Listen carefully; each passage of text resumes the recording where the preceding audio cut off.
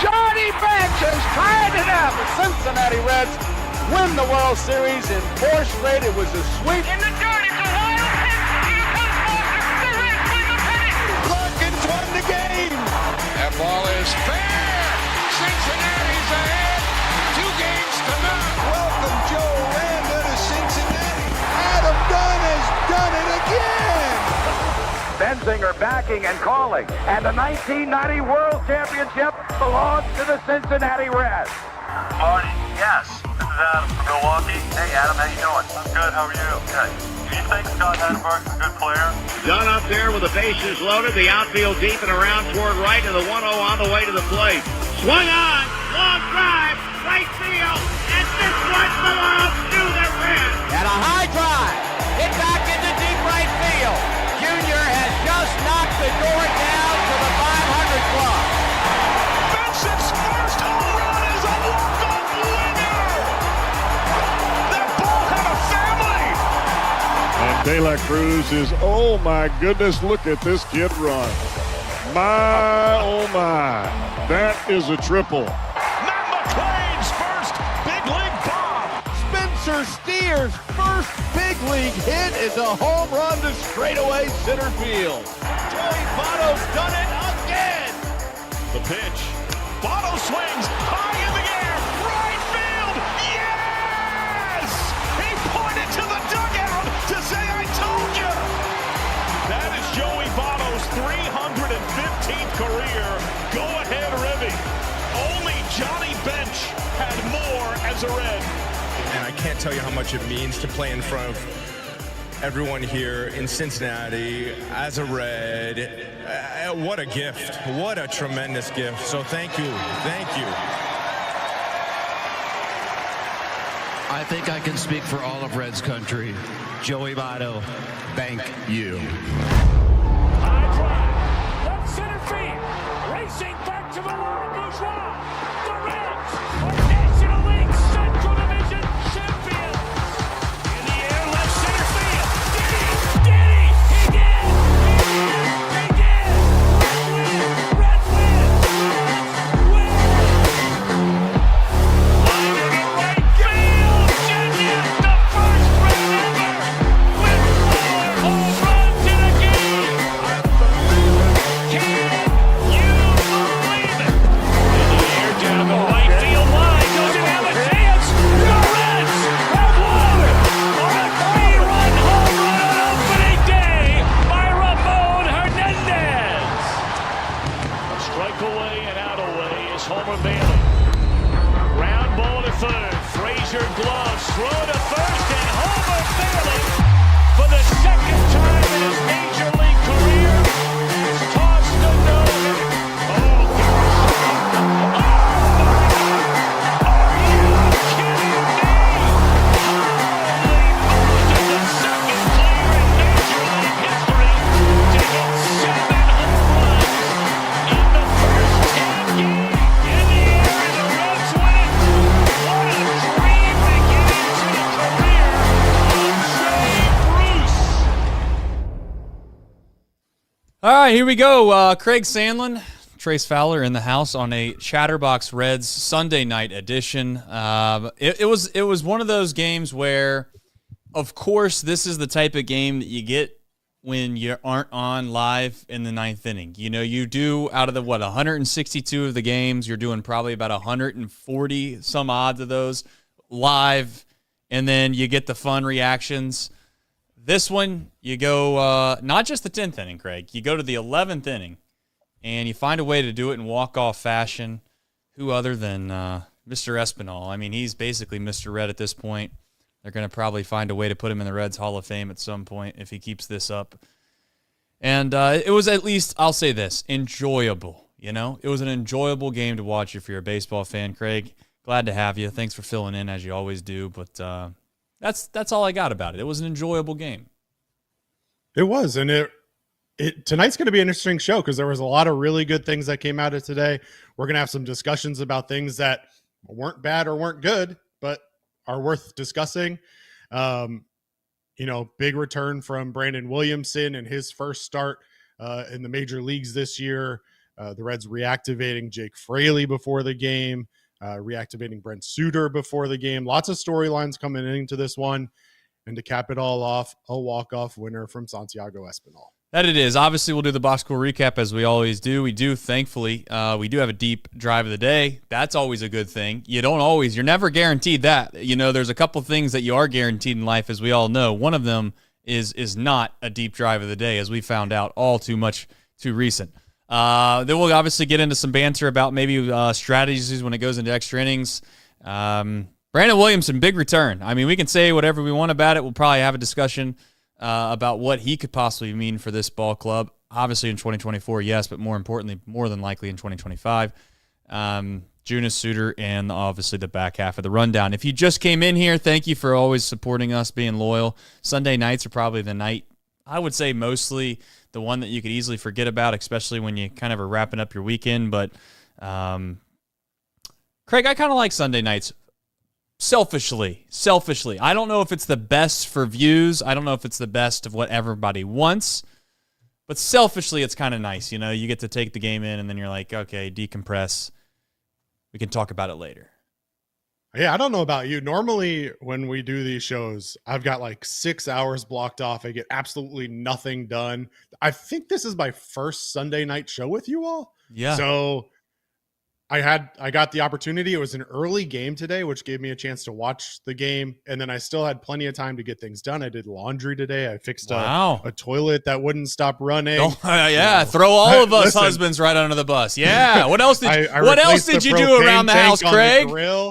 I patched some drywall in my basement. Oh, bullshit. Now you're lying. Ain't nobody patching drywall in their basement. That's a full-fledged lie. I don't know anybody that would need to do that or should do that. I said personally I would patch the drywall when the season's over. Guess what, Craig? Season's not over. Statistically, there's still a chance. Some are saying we may never lose again after tonight. And by tonight, I mean today, earlier. But we'll see. The fact that the who, what, when, where, and why might not be so presentable for that comment. But we'll get into it. Let's jump into it. Like the show if you haven't already. We have the box score recap. My favorite thing about this is we all kind of found these weird roles. My role basically is just be an idiot and do nothing for the most part on this show.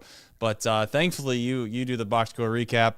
And I guess at this point, it's presented by Craig Sandlin, not Nick Kirby. So I haven't called you Nick yet tonight. That's a plus. Well, it's still early, Trace. We'll get to that later, I'm sure. Very early. It's very early. But, so whether he's the one actually presenting it or not, as always, the box score recap presented by Nick Kirby.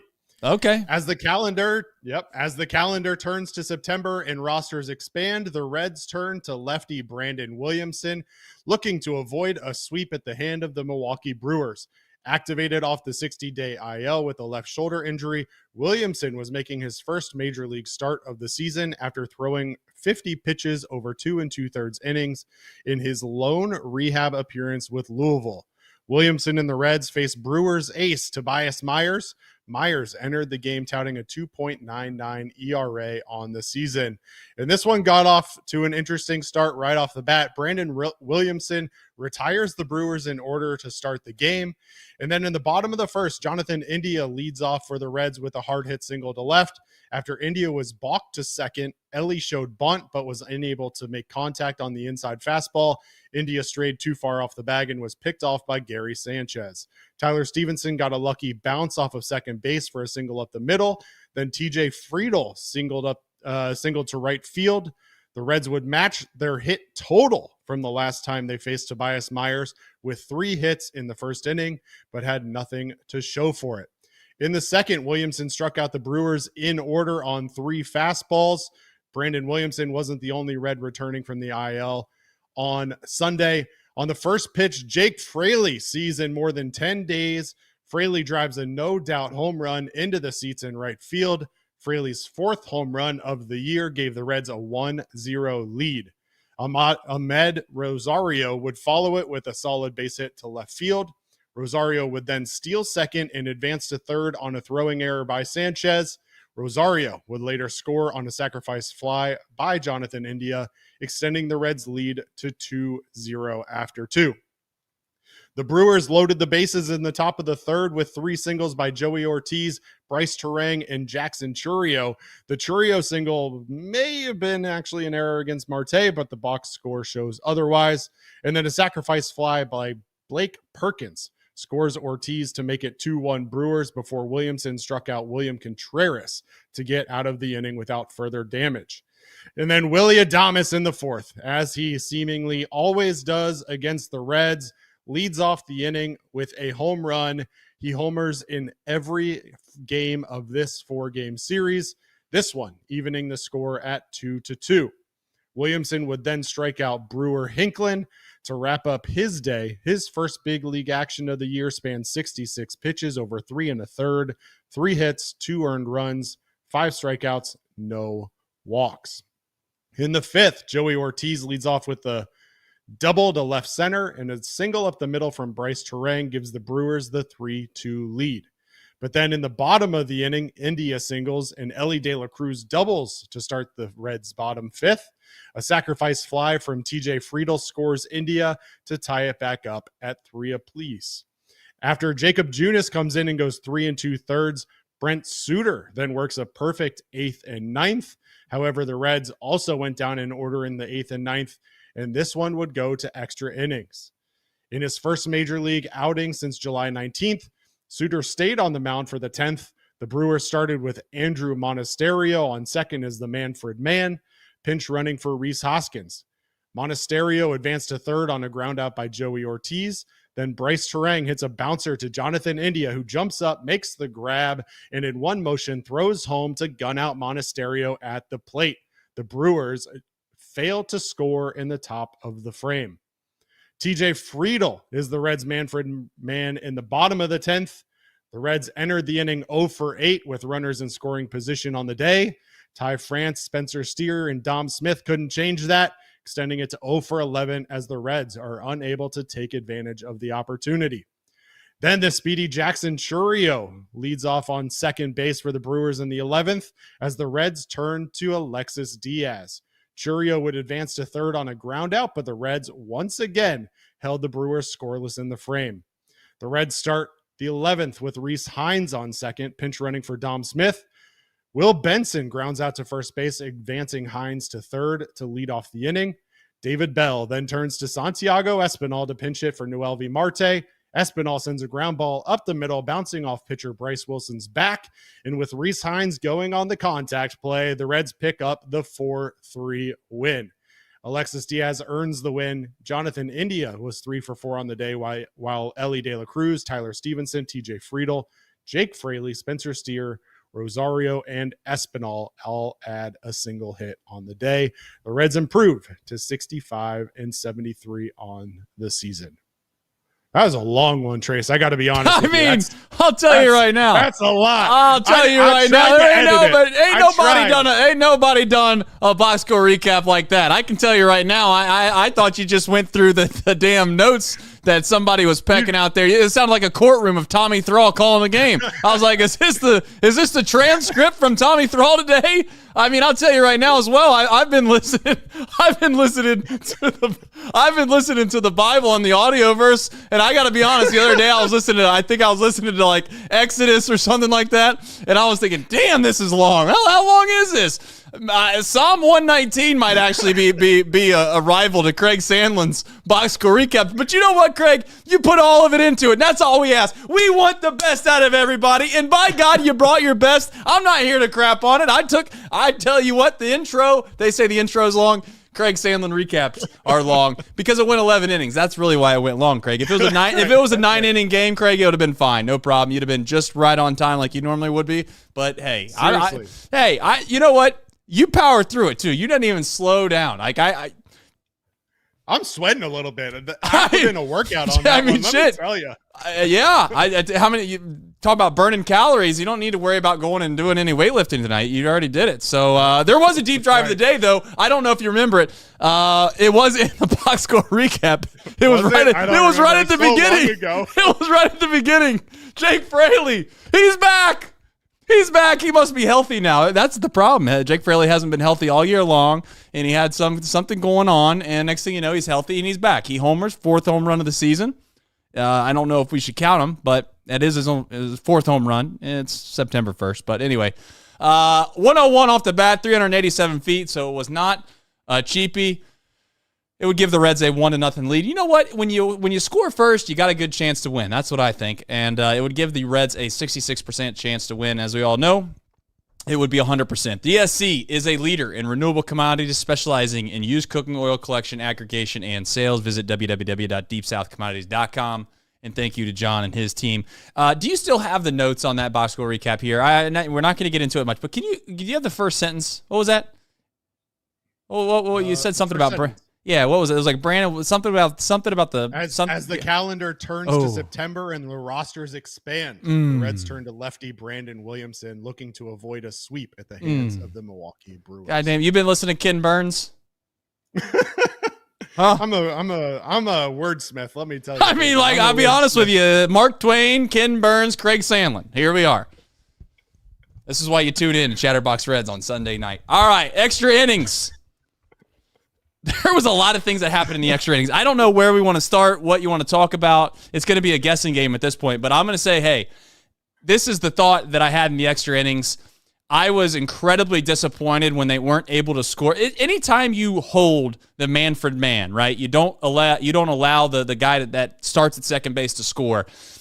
Maybe I shouldn't do this, but it's almost like a presumptuous thought that I have as we enter the bottom half of the inning, whether you're on offense or you're playing defense, that they're automatically going to score. It's like the game's either over, you're going to win, or the game's over and you're going to lose if you didn't score in the top.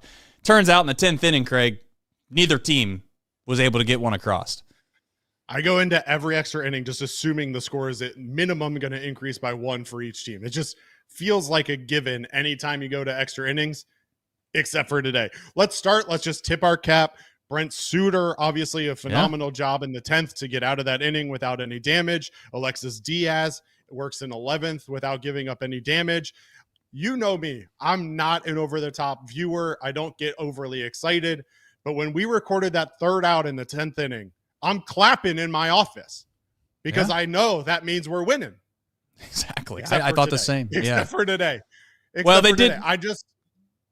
I don't want to cut you off. I was going to say, I did. I was clapping. I was excited. And then they popped up, when they go to break on Bally, they pop up like the next guys up in the order, due up. Those 3 guys. I got to be honest. I seen who was due up, and I was like, well, damn. And maybe we can sneak one across. Turns out we weren't capable. You didn't get excited seeing Ty France, Spencer Steer, and Dom Smith on the board? No. I got to be honest. I was excited because here's the thing. I don't know about Ty France's ability to bunt. We're going to talk about that in a second. But what Ty France does do is give you good at-bats, and he puts the ball in play more times than not. And so he put the ball in play. He did his job. But the problem is he put it in play to the third baseman, so he couldn't even advance the runner in that scenario. And then you get Spencer Steer. Spencer Steer, typically really good at putting the ball in play. What does he do? Grounds out to the shortstop. Can't advance the runner. And then you get Dom Smith coming up, and you're like, all right, this is a guy we signed to be that left-handed bat. He's coming in. Here we go. What's he do? Strikes out looking. Right. And I'm just sitting there in absolute disbelief that we just held the Brewers scoreless in the top of the 10th and then got to the bottom of the 10th and didn't manage a run. And I'm just sitting here thinking, of all the ways we found a way to lose to the Brewers, we're adding one to the repertoire tonight by not scoring in extra innings after holding them scoreless. And mind was boggled. I think it comes down to this, okay? Like, when you're a right-handed hitter, it is difficult to get the guy over to third base in a traditional sense, right? Hitting the ball the other way is just not something that's easily done. So it brings up the question, the ultimate question, I guess, which is what is the right scenario, or what is the right strategy if you're the bottom half team, so you're the home team, in a situation where you've already held the other team and you've basically given up no runs and you were able to hold off the Manfred man at second base.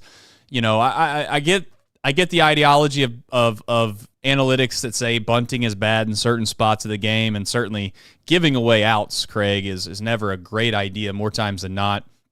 But I will admit, they really didn't. Neither team made the decision to bunt. I don't know your thoughts on that, but I would also say, in a weird way, it also is kind of lucky how your lineup's stacked when you come up to the plate. In the 11th inning, if you remember, the leadoff hitter was Benson, and Benson really did the exact same thing that Ty France did, right? I mean, he rolled over a ground ball, and it went to the right side for Will Benson, and in Will Benson's case, it's good because it moves the guy over, and ultimately you can find yourself in a position that makes it to where you did your job. But again, if you have a right-handed hitter up, it all comes down to what's their comfortability of bunting and or hitting the ball backside. And I guess that just, you get into this whole debate of what's the right thing to do. 100%. And again, I have no idea how good or bad of a bunter Ty France is. So I want to start with that. But it was very clear in the 11th that David Bell had a plan. Once they got a man on third base, they bring in Santiago Espinal to hit for Noelvi Marte. Noelvi Marte, a guy who has unfortunately struck out a lot this year. And so you're looking for a guy who can put the ball in play. That's all you need at that point. And so they bring in Santiago Espinal. You're thinking, okay, just give me a fly ball. The outfield's playing in like it's they're playing the seventh infield, really, the way that they were shifted in. All you had to do is put a ball in play. So look, I guess the question becomes, okay, if that's your ultimate plan anyway, is to just put the ball in play once you get a guy on third, wouldn't your first job be to get that guy on third in whatever way it takes? And so for me, that's where it becomes difficult. It's like, all right, I know I need to get this man on third. How am I going to do that? And Ty France, again, professional at bats. Right. I love his approach at the plate. I don't love taking the bat out of his hand, so I understand it. It's just ultimately when you look back on it and you're like, well, shoot, we ended up not scoring in that 10th and could have potentially lost the game because of it, becomes a lot more difficult to swallow versus, okay, well, they bunted him over and couldn't get him in. Both of them are tough, but yeah, there's two. Here's where I would say, if you're a manager, this is the decisions you have to make, right? You have to know what's behind guys if you're going to make that decision really quickly as we kind of round out the extra inning talk. Is like, okay, let's just hypothetically say Ty France can handle the bat. He feels comfortable bunting the ball. If you want Spencer Steer, right? If you think Spencer Steer is the best guy in your lineup for the next 3 or 4 hitters that you really want to get a chance to get a base hit, bunting him might not be the best decision. And this is just hypothetical. I'm just painting the picture of devil's advocate. If you bunt him and get him to third base, there's a good chance that if you're the Brewers, you'd prefer just to put Steer on first base because that's the winning run. You're going to play double play depth. Hopefully you can get a double play out of the guy who's up next, which is Dom Smith. No offense to Dom Smith, but he's not the most... I've not looked at his baseball savant, but my guess is that he's prone to possibly hit into a double play if he puts the ball on the ground. He's not the fastest guy in the world. Having said that, though, he struck out. And I know you can't always but if he strikes out, Craig, then you find yourself in another position where you have first and third, 2 outs with, again, I don't know who was after Smith at this point in my brain, but all in all, you might not want to take in the bat out of Steer's hand because if you don't bunt him to third, right? You're giving Ty France a chance to get a hit to win the game. You're giving Spencer Steer a chance to get a hit to win the game. And then if neither one of those works, you still have another chance to get a hit to win the game. So it's not always maybe the easiest decision, but I do think, Craig, if you have guys that can put the ball in play, like if TJ Friedl is up after Steer, then I would find it pretty hard to imagine that you wouldn't want to try to get him to third and have Steer and or TJ Friedl try to get him in from third with less than 2 outs. So anyway, they found a way, but I get your point. I just think it changes your approach, right? So like the outcome that we ultimately had was guys trying to get base hits to score a run versus just put a ball in play and we're going to score a run regardless, So like that's ultimately what it came down to for me is that the approach changes. And granted, Dom Smith did not have a great at-bat. He chased a ball up out of the zone for strike 2, and then struck out looking on a sinker on the inside part of the plate. So don't get me wrong. I'm not saying that it would have changed anything, but it does change your approach. And if you're telling me that Spencer Steer has the bat in his hand with a man on third and only 1 out versus a man on second with nobody out, right? I get it. 1 out. I mean, who knows? So either way, probably not the story of the day, just was intriguing, and I thought it was a worthwhile discussion. The story of the day, though, is Brandon Williamson. 100% it is. And his return. 100% it is. I think Brandon Williamson is a major storyline, and I thought he was a major storyline coming into the season, and unfortunately, the storyline ended up being no players, really, quite frankly. It became a collective story of, hey, there's a lot of guys that are injured. Now, I'll also openly admit, hand up in the air, every damn team in Major League Baseball has injuries. No question. I mean, however, it almost seemed like it was a gut punch after gut punch after gut punch, right? Like, I guess another terrible analogy I would use, and maybe it's not perfectly symbolic of a baseball season, but if you're in boxing, right, it's not how many big blows you might take in a match, it's how many big blows you might take over a small period of time that end up doing you in, right? And it felt like at the beginning of this season, you find out in a really short span of time, right, that Nick Lodolo is still dealing with something. He's not going to be able to start the year off. He's going to have some lingering effects that they want to be safe about. And then all of a sudden, Marte gets suspended. And then after that, you're like, okay, well, we that's why we have Candelario, right? He can fill that void, no problem. And then you hear that Matt McClain goes down. And now you're kind of in a position where you have no room for error. No room for error. And unfortunately for this franchise and the way it's built, let's face it, very similar to college football. This is how I would explain it. Very similar to college football. The elite level programs, yeah, they might have a little bit better players when you match them up ones against ones, right? They might. But the real difference between elite level programs and good programs, teams that win national championships and teams that, end up kind of losing maybe 3 or 4 games every single year, is the depth underneath the first string starters. And unfortunately for the Reds, that's where we're at. We're scraping the barrel right now of the depth, and the depth's just not good enough to compete night in and night out. And Brandon Williamson is a very big piece in the depth of what is this starting pitching. I'm not here to say that Brandon Williamson is going to be a great above-average starter, Craig. I'm not. But I am going to say that he can eat up innings, and he's going to be more than serviceable. And you know what? Maybe he will be above average. But by God, he's not going to be somebody where we have to have a bullpen game here, a bullpen game there, and the next thing you know, we're scratching our head asking ourselves, how did we get here? Well, it's because we need guys like Brandon Williamson. And I am very thankful that not only did he come back, but he came back and he started to throw the ball like he threw the ball last year. And we need more of that. I am all in favor, Craig, of getting as many guys any kind of experience this season. I don't give a damn if there's 1 week left in the season. If they're healthy and they can play, get them out there. If Matt McClain can play 4 games this season, Craig, I don't see why you wouldn't want to try to get him back out there. But again, I put my hand up. I know there's people that are like, oh, shut him down. Put him in 2025. It's like, I am thankful that we get to see Brandon Williamson for a month, even if it's only a month. Yeah. Well, I'm glad. I was super nervous, right? Coming into today, yeah. I think a lot of us probably were. This is a guy who was on the 60-day IL, basically coming out of spring training. He's on the IL through June. Yep. Starts a rehab stint and then gets shut down again. And here we are now. He starts a rehab stint. He gets 1 start, only goes 50 pitches, and the Reds are forced to call him up to make a start at the major league level. And so I got nervous. Of course I get nervous. One of the things that I thought was interesting, and this may play a little bit into that conversation around Brandon Williamson's rehab. It may also just play into maybe a different approach for Brandon Williamson.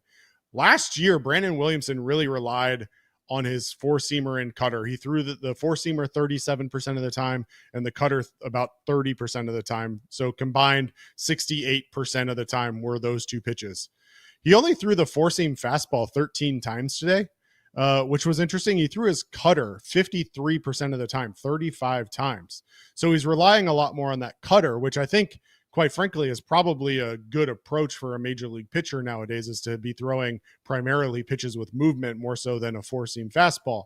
But the fact that he was then able to go and rely on his 4-seam fastball to be able to get guys out was what was really interesting to me, was that it wasn't his every pitch, but he was able to get guys out with it. And that was really encouraging to see. He was touching 93, 94 which is about what he was averaging last year. So in general, I thought he looked really good. Didn't walk a single batter, which is obviously really beneficial. Some of the challenges we've seen out of other guys coming up from the Reds minor leagues. So in general, I have to be really happy with what we saw out of Brandon Williamson. This is a guy who hasn't pitched in the major leagues, at least in literally 11 months. He last pitched on September 29th of 2023. So look, I think if you're the Reds, and to your point, your goal at this point has to be, I need to know what I have for 2025. Because I think we're both on the same page that 2024, regardless of what the math says, 2024 is not likely to result in a playoff run. And so this front office needs to know what they have on this roster, both at the major league level and in terms of minor league depth, in order to put together the team for 2025 and see what they can do. So to your point, if Matt McLain comes back and is able to play some games, throw him in there, because we need to know, can he be that everyday second baseman that a lot of Reds fans want him to be?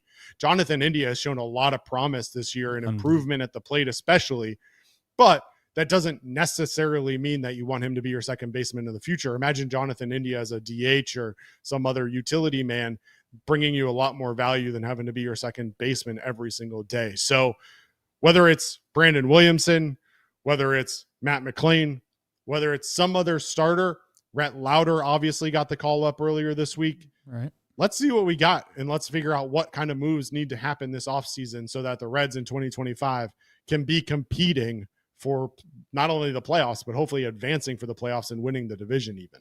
Yeah, I would say, like, listen, I don't know if you're going to be able to kind of get an idea of what you have going into 2025, regardless of how much, it's like, I don't put it this way. I agree with the sentiment that you have. It's the same sentiment that I have, which is, but I just don't know if you're going to know enough about these guys heading into 2025 to have any kind of a concrete idea this late in the season. But I will admit, even if it's like Matt McLain or Brandon Williams, whoever you want to pick, you mentioned India. Before I forget, I want to say that Jonathan India had a really good game today, and he made some really good plays. He made some good defensive plays. And in as much as we want to get on him about not making some plays from time to time, I also want to give him the credit when he does make the play. And I will openly admit, if it means, like, again, these things just stack up. If we do have an injury, then if it means there's not a drastic drop-off like there has been this year, then that's a big deal. Like, if Matt McLain, right, stays healthy, he could play third base. Like, trust me, if you listen to this show long enough, I'm not sitting here signing up for Jonathan India to play second base every single day next year. But I'll also openly admit, I'll 100% admit, I'd rather have Jonathan India playing second base every single day than to have an absolute void of nothing at third base all year long, right?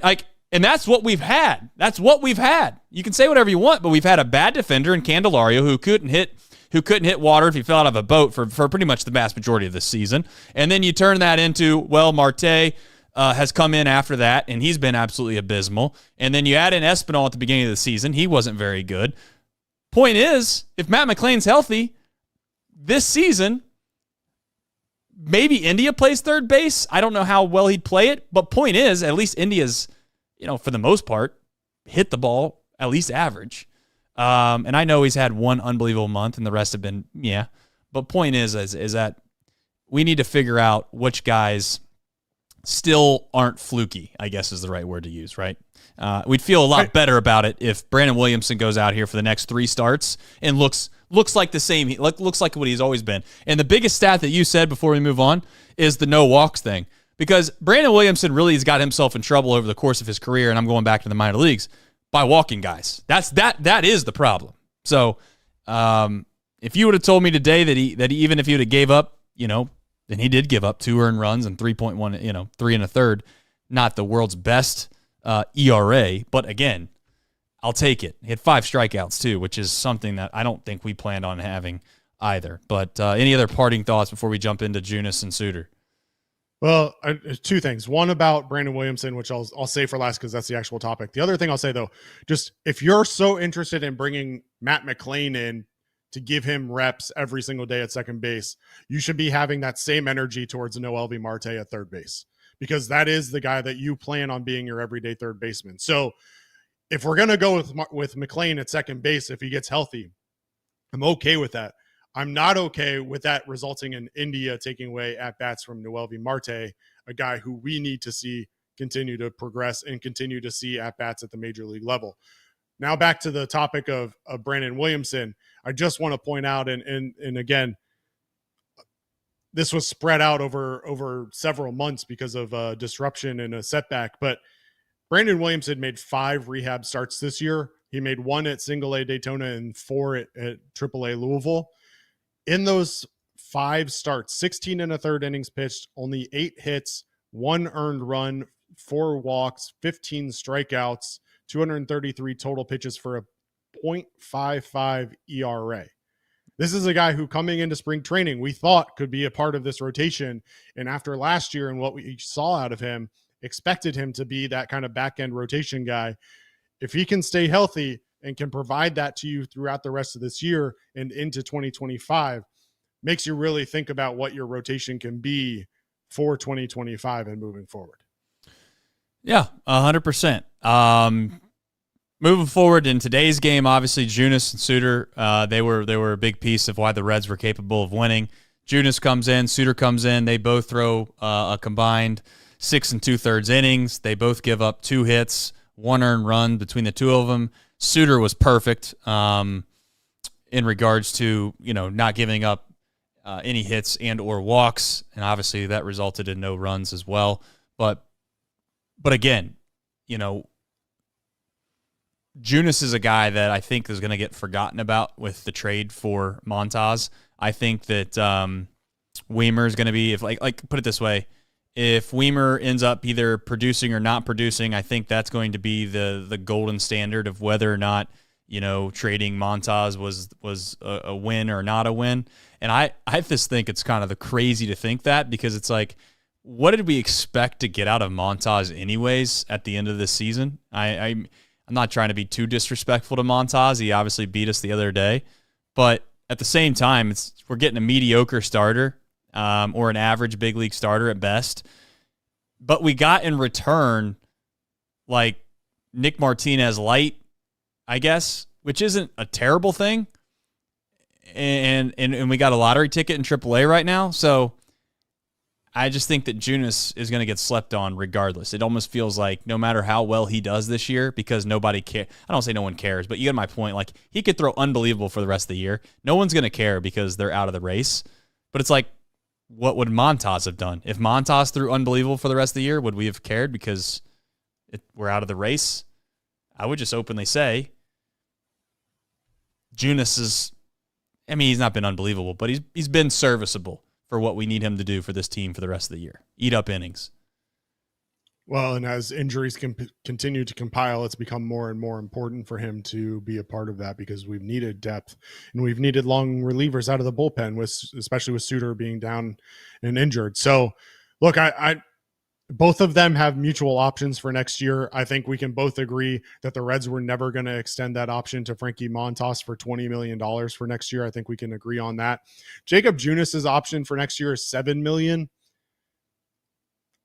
Feels like a lot to pay for a long reliever, but I don't know. It might be worth having a guy like that along with Brent Suter in your bullpen. I'm not really sure what that'll be in the long term, but what I do know is that what he has provided this Reds team over the last several weeks without Brent Suter has been invaluable for sure.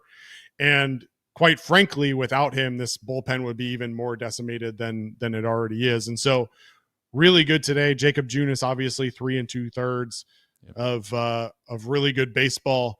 Brent Suter, can we just talk about Brent Suter? Like, Brent Suter also, one of his innings was with the Manfred Man, which I hate that with statistics. Like, I hate that you don't even like. I guess you'll get credit for the inherited runner, but like, not all inherited runners are the same, right? Like, you can come in with a guy on first base with 2 outs, and you strand that runner at first base, and you got an inherited runner. That's great. Dude, starting an inning off with a guy at second base and being able to strand him, which is a couple of guys we're talking about here in a minute, Hilm and Diaz, that's a big deal. Like, and I assume maybe at some point that'll become a statistic, Maybe it already is, and I'm just not aware of it, but which is very possible, as we all know.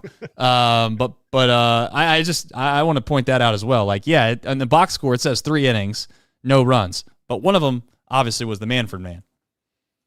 Yeah, and Nick points out the Junis contract has a $3 million buyout. So they essentially have to commit an extra $4 million to keep him on the roster. So right. It's Question $4 million, basically. I mean, you're either gonna throw $3 million away. It's the old poker game, right? Like you're kind of already in the hand a little bit, right, Craig? You already seen the flop.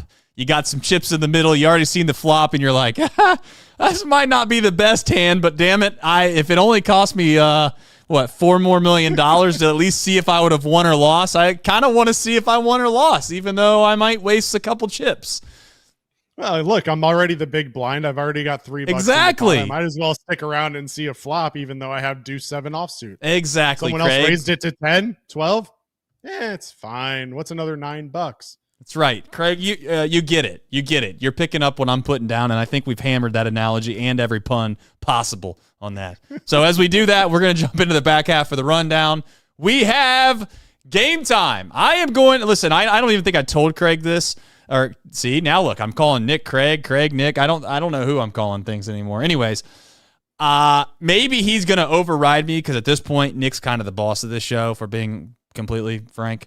But tomorrow's Labor Day, you know, and Nick's been laboring a lot, so I think he should get the day off. I do. I think he should get the day off. We'll see all of you guys. The whatever that would be.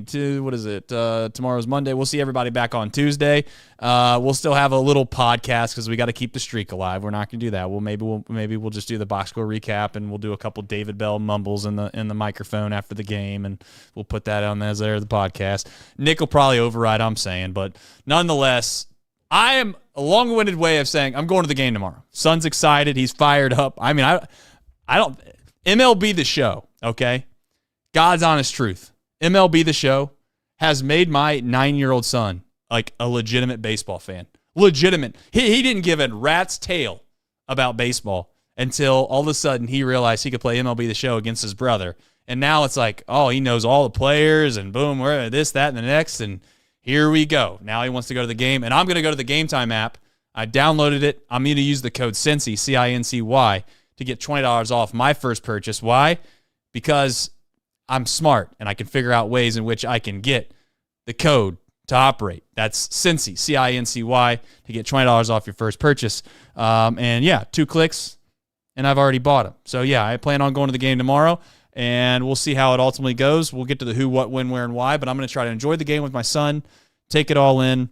And he said he's going to go down and ask Ellie De La Cruz for a sliding mitt. I said, go ahead, brother. See how that works out for you. This is such a valiant offer on your behalf. The Reds don't play on Tuesday, so this whole Monday off really throws a little bit of a wrench into things. Either you're giving them 2 days off, or I Tuesday off. My gut's telling me I haven't looked. My gut's telling me I already have a text message saying, "Hey, can you do the podcast tomorrow?" Let's see. I don't know. Not yet. No. Listen, I think he should take it up. We could do a podcast only. Everybody comes to the YouTube. Hey, I'll just tell you. Maybe this is your first time. You're gonna have to download the podcast app, the Spotify app, whatever it is, and you might have to just get on there and listen to the podcast in the morning. And then Nick gets another day. You know what? Hey, by all accounts, you know what? I tell you what. We're due for. It does make it a little tricky that there's another day off, but I will say the offer's still there. The offer's still there. I mean, it's Labor Day, and the thing that hurts my heart the most on Labor Day is the true laborers of the world actually have to work on Labor Day, and that hurts my heart a little bit. You know, it's all the stuffy corporate people, and you know, hopefully I'm not downgrading people, but I'm just saying, like, you know, it's the real hard working laborers. They're going to be working tomorrow, and that kind of sucks. Nick, I'm free. Anyway, if that makes you sad, I just want everybody to know that you can go to mantherapy.org anytime, any day, even if you have to work on Labor Day and you're thinking to yourself, man, that sucks. I'm one of those guys that has to work on Labor Day. Nick might be working tomorrow too, so who knows? I don't know. At this point, we'll see what happens. I don't know who runs Chatterbox, but It's not me. But anyway, he said the Dragons have a chance to clinch a playoff spot tomorrow. There's no way he's missing Dragons. show, so. Could be a Dragon show. I tell you what, we need to do we're going to figure out that Dragons thing. I definitely want to go up there to the playoff game if it's in Dayton. Like he said there's definitely one game in Dayton, so I'm all about it. And I think the other games are where he's at, so we might just be all Dayton Dragons for 3 days. Chatterbox Dragons, week. baby. Yeah, 3 days next week. That might just be what we do. I'll go live from the ballpark or something. But anyway, 988 as always. Text call if you need it.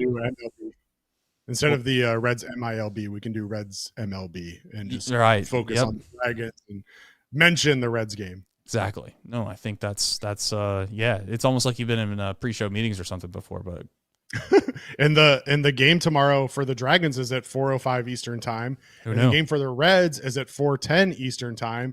And so when we go live in the 9th inning for the Reds game, Kirby's also going to have the Dragons game on. Sounds like you're working. Clinch the playoff spot. Yeah, I think you should go live in the 9th for the Dragons and then just do the Dragon show. That's what you should do. I mean, that'd be a good idea if they were going to win. I mean, if they lose, that would suck. But yeah, you guys figure that out. All right, jumping into the rundown here, keeping the show on track, which we've done a very good job of tonight. Fraley in India. Fraley obviously coming back from the IL, gets a big swing in the first and kind of gets off the snide a little bit. You know, power has been the issue with Fraley all year long. Clearly, it's not even been not an on base. It's not been an average thing. I mean, Fraley, he's hitting 272. He's got a 700 OPS. The issue is the slugging is not really what you would expect out of Fraley this year. And if he finds himself with just a little bit more power, Craig, he's had a really good year. He just hasn't had any pop, unfortunately. And I don't know what that's from. We've speculated enough. But it's nice to see Fraley kind of get off the snide a little bit and hit one over the fence. And I don't want to say he's back, but at least it's some semblance of a good sign. Yeah, I mean, I think ultimately Jake Fraley is a guy who can fill a very important role with this team. He's hitting for average for sure. I seem to think that he has the power in there. It just hasn't come out this year for various reasons. It could have been the injuries. It could have been everything he had going on in his personal life. All of those things can add up and can certainly weigh on a player without a doubt. Coming into today, and like just to be crystal clear about this, his barrel percentage is in the 6th percentile. His hard hit percentage is in the 4th percentile. His average exit velocity is literally the 1st percentile. Like, the power has not been there, but Jake Fraley very clearly has the ability to go yard and has shown that in the past. And so I think it's probably more likely than not that this is similar to how he went on that cold streak at the end of last year when he was injured and kind of fighting through it. Now he comes off the IL, he's rested up, he's maybe fully healthy for the first time in a long time. And it shows that his literally first pitch off of the IL stint, he comes in and hits that home run. And I don't know about you, it definitely a feel-good moment in the game. Excited for Jake Fraley, excited for the team who I'm sure is rallied behind Jake Fraley, excited for his family. So really good moment. No doubt. And India has not only the plays in the field, made a leaping grab, but probably the biggest play of the game is when the Brewers went on the contact play that I'm sure they're all wrestling over in Milwaukee right now and absolutely punching air as to why they did that. Heaven forbid they try to put pressure on a guy that maybe be a below average fielder, and he made the play. And not only did he make the play, he made a really good play to get the guy at home. But the thing with the Brewers, I just want to remind everyone in Milwaukee, that way they're not really overly worried about it, is that the next guy got out too. So he wouldn't have scored from third base even if he stayed, but I wasn't paying attention to that. But anyway, the point is that India made some really nice plays today. He obviously got on base. What did he get on base? He got on base 3 times today, 3 hits, 745 OPS. Plus the sac fly. Yeah, he had the sac fly as well. Sac fly was the lone RBI he had today with the run scored. So really good lines today. And, hey, there's not many games you win, and I've been paying attention to this a little bit, where when Elly De La Cruz isn't super productive, this Reds offense struggles more times than not. And thankfully today was a day in which, and I'm not saying 4 runs in 11 innings is unbelievable. Trust me, I'm not. But it was nice to see that we got some production outside of really Elly De La Cruz making things happen. Even though he did have a big hit, I get it. I'm not saying Elly didn't do anything today, but he went 1 for 5, and he didn't really didn't score a run either. So, I guess that's a long-winded way of me saying it's nice to see other guys produce. Well, Jonathan India's been, I know that obviously he's been hated on for long enough, but he's a guy who's really stepped up when this team needed somebody offensively, and he's been very consistent, and I think we need to recognize his efforts. Today, 3 for 4, like we mentioned, with the sac fly and the RBI. All 3 of the 4 balls that he hit into play were all over 100 miles an hour today, so he's hitting the ball hard. He's hitting the ball where guys aren't. And like you said, made 2 really good defensive plays. The first one came in the 8th inning on a line drive where he was able to get up and grab that line drive as it was going over his head. And then again, as you mentioned, in the 10th with the Manfred man, being able to jump up on that contact play, make the throw as he's falling to the ground. Like, it's a play that probably won't end up on SportsCenter top 10, but is a very difficult play to make and very easily could have gone wrong. And instead, he made a perfect throw. I was actually a little nervous that the Brewers were going to challenge it because it looked like Ty Stevenson's foot was on the plate and they were going to say he was blocking it, but glad that didn't happen. The other thing, and you mentioned Noelvi Marte, but since we're talking about defense, Marte made a really nice grab on a line drive down the third baseline as well today in the 9th inning to save a potential base hit for Brent Suter. So defensively, it was nice to see that. But yeah, Jonathan India, leader of men. After the game, when the Reds get the walk-off from Espinal, he's waving everybody down into the stairs, into the celebration afterwards. So, I mean, we kind of poke fun at it and make fun of it, but he really is the leader of this team and really does kind of bring that energy.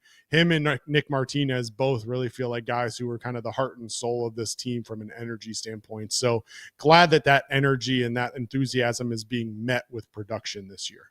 Yeah, it all comes down to production. I mean, if Jonathan India doesn't produce, then that's where the leadership thing, you kind of start to poke holes in it, because ultimately at the end of the day, you can be as good of a leader as you want, but if you're not producing, then ultimately the leadership stuff it becomes sour grapes at some point, because it's really hard to be a leader if you don't produce. And I think that's really the issue for a lot of guys that want to be leaders. And there probably is a lot of guys that can be vocal leaders, but they don't have the goods to be able to produce on a daily basis. So it really, the megaphone that they carry is just not big enough for most people to respect. And India has been productive enough to where you think that he would garner some respect. So we'll see what it means heading into next season for Jonathan. But again, you're right. I mean, I don't want it to ever be a thing on this show to where it feels like he has no value and we always downgrade and try to make a big deal out of his defense, even though we would like there to be better defense at second base.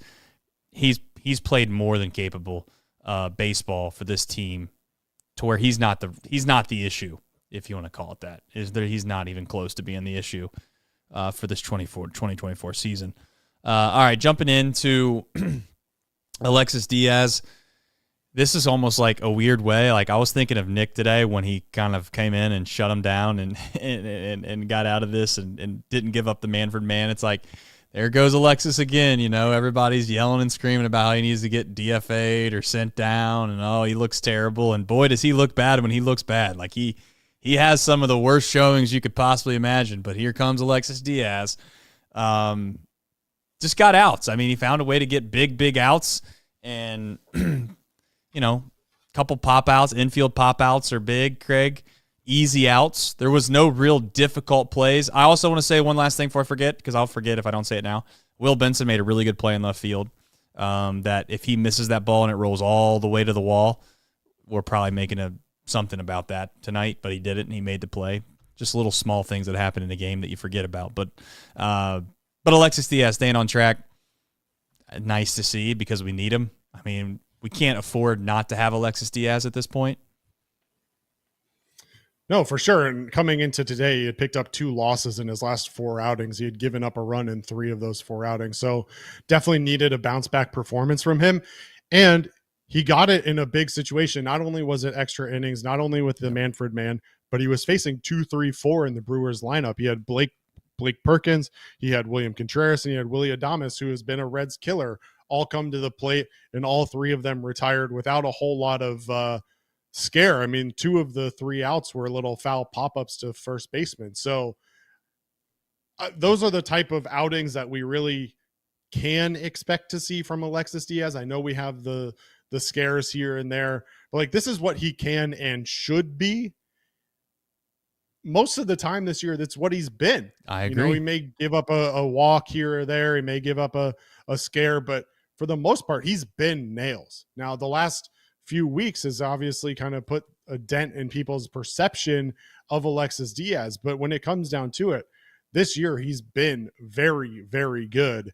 And I think, like you said, he's been a little bit underappreciated for what he's been able to do today, coming in, getting those 3 big outs, retiring the Brewers without a scare, without the Manfred man being able to do anything.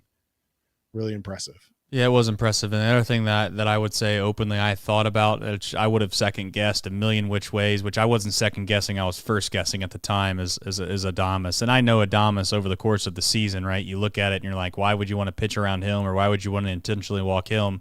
Probably doesn't make sense when you look at him through the lens of an entire season. But let's face it, Willie Adames against the Reds has been basically Babe Ruth or Barry Bonds or whoever the hell else you want to talk about. I thought they should have walked him. I'll openly admit that after the fact, because I just didn't want to see Willie Adames be the guy that spoils the whole thing. And let's also not forget that Brent Suter was very fortunate that ball didn't carry just maybe another 3 feet, and Willie Adames would have hit another home run and would have had 400 home runs in the last time 25 games he played the Reds. Like it's just, this game honestly was so weird in a way, because there's so many opportunities in this game that it's really hard to kind of illustrate all of the opportunities that were missed from both teams throughout this entire game. I just looked it up. The Brewers, you thought this is not good. They were 2 for 10 with runners in scoring positions. They had 6 guys left on base. You're like, oh, they lost. That's probably why they lost. Well, let me tell you something. The Reds, they were 1 for 12 with runners in scoring position today. They left 12 guys on base. Like, the Reds you could have pointed back to that and been like, here's example exhibit A as to why they didn't win today, but it doesn't get brought up because they did find a way to win. The Reds had chances, they weren't able to capitalize, but the Brewers obviously were probably looking back and thinking if this would have fell their way or that would have fell their way, things would have been different, which is probably obvious in 11 inning 1-run game. But anyway, all right. Yeah, I mean, go ahead. We had a long discussion about extra inning philosophy at the beginning of the game, so I don't want to get too much into it here. But if you would have walked Willie Adames, you'd be facing Sal Frelick at that point. Sal Frelick, a really speedy runner, could easily beat out potentially a bunt hit, potentially an infield single, lots of different things that could happen that would ultimately end in that run scoring from third base at that point. So, you kind of have to take your lumps and figure out Willie Adames. I'll have to look it up, see if I can find it really quick. Otherwise, we'll move on. But I don't know what Willie Adames's lifetime stats are against Alexis Diaz. Yeah, and I mean, I would also say, too, really quickly, Frelick's been hot as late. I just looked this up because I think sometimes it's more important to look at splits that are really recent than to look at, like, guys' all-time numbers throughout the season, right? It's like they're not always the same player. Like, let's face it, Jonathan India, during the 1 month of baseball that he hit, had 1,000-plus OPS. OPS. Let's be clear. He wasn't the same player as he is now or when he at the beginning of the season. In the last 7 games, right, Frelick has hit 360 with a 385 on base. So I'm guessing they had that at their disposal, and they were like, I know Adames has been. At some point, you got to be like, Adames can't keep doing this, right? Like, he's going to cool off. He's going to cool off. But I do know this: if he would have hit a home run, Craig, all hell would have broken loose. This show would have been burnt to the ground. For sure. 1 for 8 lifetime Willie Adames against Alexis Diaz, 4 strikeouts. Well, there you go. They had that at their disposal too. So, all right. those that probably have no clue that the man of the hour has been really here the whole time, shout out to him for even being able to do it. I'm going to have to figure out a way, and this is going to be virtually impossible for me to do live. I'm going to see if I can't do it, though. I'm not even going to try it because it's jacked up. But so we're going to throw Nick kind of under the bus right here. You ready for this one? We're going to say, Nick, welcome into the show. You're going to do Reds and MiLB. Is that what somebody said? Yeah, what's up? How we doing? We're doing great. We don't have we have graphics, but you just tell me when you want the graphics, and I'll just throw them on the screen for you. How about that? Otherwise, you're not going to be in the. You don't join the whole show. You don't get the nice, pretty thing. All right, go ahead. All right, let's do some Reds MiLB. AAA Louisville, they lost again, 10-9 to Indianapolis. The Bats blew an 8-1 lead. They've now lost 13 of their last 14 games now. 15 below 500, but there was a couple good offensive performances. Jacob Hurtubise on base 5 times, 4 for 5 with the walk, also stole a base. Blake Dunn was 2 for 6, hit his 7th home run of the year. Joey Weimer just 1 for 5 with a double, but he did have 3 hard hit balls. And that double that he hit, I'm going to check this at the end of the Braves-Phillies game, 114.6 off the bat, the hardest hit ball in baseball today, at least as of like 30 minutes ago. Avon Johnson was 1 for 5. Pitching really struggled in this one. Casey Kelly in his return to the Bats, 6 hits, 3 runs in 5 innings. River San Martin gave up 4 runs in his inning of work, and Casey Legumina gave up a run in his inning of work as well. Double-A, Chattanooga, they won 1-0 over Birmingham. Lookouts only gave up 1 hit in the whole game. And the story of this one was Chase Petty, 7 innings, 1 hit, no runs, 2 walks, 8 strikeouts, got 13 swing and misses. Really great start from him. Good to see him getting back on track. Austin Hendrick, 0 for 3. Nick Northcutt, 2 for 3, did it his 24th home run of the season. That leads the Southern League. The all-or-nothing Nick Northcutt, 24 home runs, but hitting 195 with a 261 on-base percentage. And then the Dayton Dragons, they won 7-2 over West Michigan. The Dragons' magic number is down to 1. They need to win just one of their 6 games series, which is at Great Lakes. It's on Monday. Then, like the Reds, they're off on Tuesday. Then they play Wednesday through Sunday. So they just need one win in the 6-game series, and they'll be in the playoffs. Good days all around. Cam Collier, 2 for 4 with a double. Hector Rodriguez, 2 for 5, triple, also stole a bag. Ethan O'Donnell, this guy's been incredible on base 4 times, 2 for 3, 2 walks, stole a base. Leo Balcazar, 2 for 5 as well. He's been hot as well. And then in low A, the Daytona Tortugas, their game was canceled. It will not be made up. So the Tortugas, they have a 2.5 game lead now. Their lead keeps dwindling a little bit, but only 6 games to play. The Tortugas host Bradenton starting on Monday. They're on the same schedule, Monday, then Wednesday through Sunday. Bradenton is just 52-74. The team chasing the Tortugas, Jupiter, host Palm Beach, who is 78-46. So I don't know the exact magic number. They didn't have it listed 2.5 games. I don't know. What do they need to win? 3 and they're okay? Probably. I don't know. But they're in a good spot nonetheless. Big news of the day. Edwin Arroyo will play in the Arizona Fall League. So that is great to see. He looked awesome in spring training. So it'll be good to see him out there. All right, we just jump right to who, what, when, where, and hand the show back to you. I think that's a great idea. Good luck on this who, what, when, where, and why to get people excited. Oh, yeah. Julian Aguiar up against Justin Verlander tomorrow. 41-year-old Justin Verlander still kicking it. He's only made 12 starts this year. Just came back off the IL on August 21st from his latest injury. 5.40 ERA in 2 starts since returning. Verlander, a career 3.15 ERA in 3 starts against the Reds. Only 3 starts his entire career against the Reds. It's kind of hard to believe. Last year, through 7 innings of 1-run ball, only allowed 2 hits at GABP. Active Reds, though, 15 for 57. Ty France is pretty incredible numbers against Justin Verlander. 11 for 29. That's a 379 average. He's hit a homer against him. And Santiago Espinal is 1 for 2 with a homer. Can you believe Santiago Espinal has a homer off Justin Verlander? And then for the Reds, of course, Julian Aguilar struggled in his first start at Great American Ballpark, his last time out, 10 hits and 6 runs against Oakland, looking to get back on track against the Astros. Pretty meaningful series here for the Astros. They are in first place in the AL West. They have a 6-game lead. They're 3 games behind the Guardians right now for a first-round bye. So they still have quite a bit to play for. So go get them, boys. All right. Well, thank you, Nick. I'm not going to make you do the pillow. I do think actually Craig has the opportunity. Do you have that laying around? Yeah, you do. I mean, I got the pillow. He's prepared. Just prepared as prepared can be. Craig, we have 2 options. I'll give you the opportunity of doing it full screen if you'd like. I mean, that's up to you, or you can do it just like how you're doing it now. Your decision, though. I don't want to. You know. Well, this we have traditions to uphold here, Trace. So all right. Well, I guess go ahead and give it to me. Sounds good. Good luck. Best of luck. Don't throw the pillow like Nick though, please. Is yours pink? My gosh, this thing's getting even better. Nice, really nice. Looks good. Man, he looks so good on your screen. Look at that. Wow. There you go. Good job. That was really smart of you. You throw it behind you.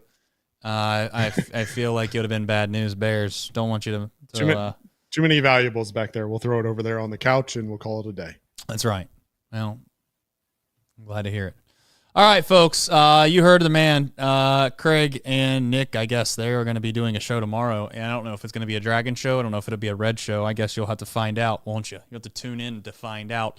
It turns out the Reds won today, which means that there are traditions to uphold. I'm going to have to find a basketball and dunk it, and I'm also going to have to find the outro. The problem is that, you know, right now, I've just got to dedicate 4 hours of my life to just getting this thing all back to where it was at one time, which is wiping this computer clean and putting all my inputs back in the same spot. Because when you don't have things that you've done time and time and time again, even though you have it on here somewhere, you never can find it. So, I mean, I'm struggling. Like, where is the outro? Like, where is it at on here? Here it is. It took me 5 minutes to find it. But this outro also hits quick, so I got to tell you, before I hit the play on that, I'm going to tell you, thank you for watching us. Thank you for, as always, hanging in there tough. We understand where we're at in the season. We also understand there's a lot of things that you could be doing. Maybe you got 2 screens out right now. There's a great college football game, for those that are wondering, 17-13, LSU, USC, 3 minutes and 40 seconds left in the third, so you can watch that, end your night. But before, I'm going to bless you with the best athleticism I can. Don't forget tomorrow's show. I'm going to be down there. Me, the boys, my wife, Justin Verlander, maybe Kate Upton. I don't know. I'm not worried whether or not the last person's there or not, but if they are there, that would be kind of cool, huh? I really hope they win tomorrow, you know? I really hope they win tomorrow, because my son, he has no clue. He has no clue they're not good. They might just go out there tomorrow and score 9 runs, and the Reds to him will win the World Series. But you know what? That's the best thing about being a kid, is being just completely oblivious until you get old enough to realize that it does matter how many games you win throughout the entire season, not just when you go to the game. But here we go. Much love to you. I'm going to do my best for an athletic feat.